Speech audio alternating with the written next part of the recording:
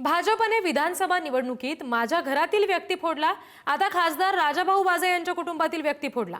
भाजप हा पूर्णपणे बाटलेला पक्ष आहे, अशी टीका मंत्री माणिकराव कोकाटे यांनी केलेली आहे। शेतकऱ्यांना कर्ज देऊ नका, फुकट दिला की गोंधळ होतो, असंही वादग्रस्त वक्तव्य त्यांनी केलंय।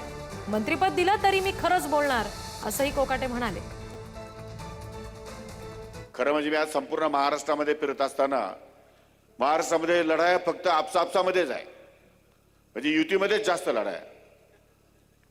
निवडणूक संघर्ष हा युतीमध्येच आहे, विरोधी पक्ष तर कुठेच काही दिसत नाही। आपल्याकडे थोडासा उभाटा दिसतो, तोही बाटलेला आहे,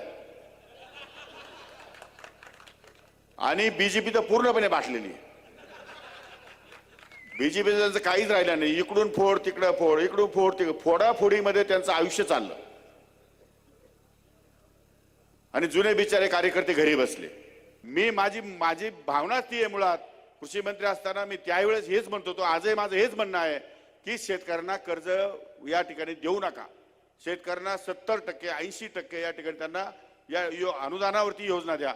100% भांडवली खर्च हा सरकारने केला पाहिजे, फक्त एका 10-5% एकदम फुकट नको। फुकट गेल्यावर गोंधळ होतो जरा, त्यामुळे फुकट नको, 10-15% पैसे फक्त त्यांच्याकडनं घ्यायचे, 85% पैसे रक्कम ही सरकारने गुंतवायची। त्यामुळे तो शेतकरी खऱ्या अर्थानं चांगले त्याला दिवस येतील, ही माझी धारणा तेव्हाही होती, आजही आहे, उद्या पण राहणार आहे।